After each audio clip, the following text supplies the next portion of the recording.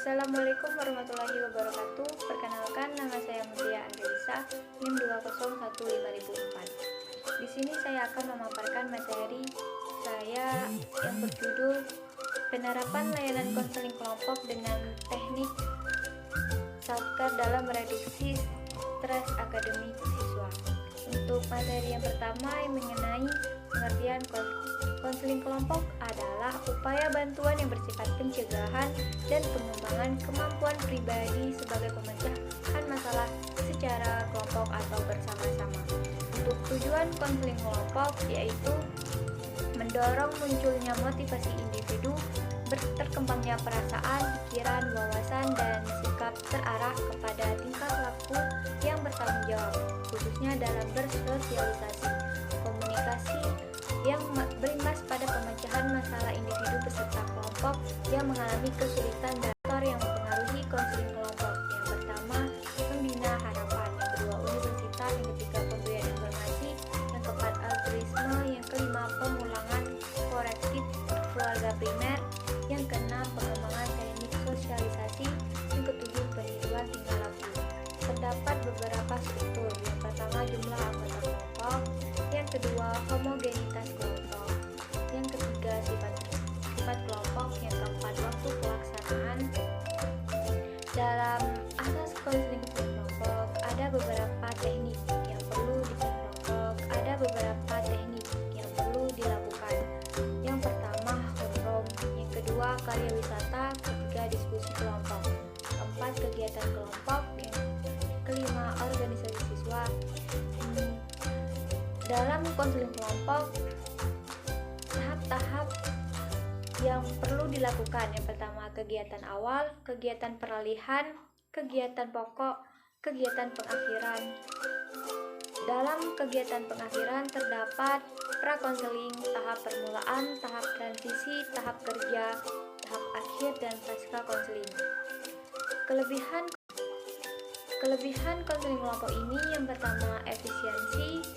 Yang kedua, keragaman sumber dan sudut pandang.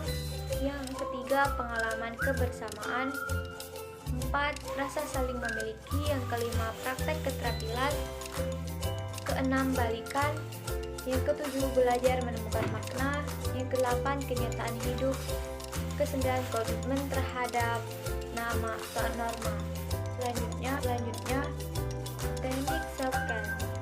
Self-care adalah aktivitas yang dilakukan setiap hari oleh individu dalam memenuhi kebutuhannya untuk mempertahankan hidup, menjaga kesehatan, dan menyejahterakan diri. Pada seseorang yang mengalami kesulitan memenuhi kebutuhan perawatan diri, maka memerlukan bantuan orang lain untuk membantu memenuhinya. Orang mengidentifikasikan 5 metode yang dapat digunakan dalam membantu self-care. Yang pertama, tindakan atau lakukan untuk orang lain. Yang kedua, memberikan petunjuk dan pengarahan. Yang ketiga, memberikan dukungan fisik dan psikologis. Yang keempat, memberikan dan memelihara lingkungan yang mendukung pengembangan personal. Faktor-faktor yang berpengaruh dalam personal. Faktor-faktor yang berpengaruh dalam memenuhi kebutuhan perawatan diri atau self-care. Yang pertama, usia. Kedua, jenis kelamin. Ketiga, status perkembangan. Yang keempat, status kesehatan. Kelima, sosiokultural sistem yang saling berkaitan antara lingkungan sosial. Yang keenam, sistem pelayanan kesehatan. Ketujuh, sistem keluarga. 8, pola hidup. 9, lingkungan. 10, ketersediaan sumber. Selanjutnya, stres akademik.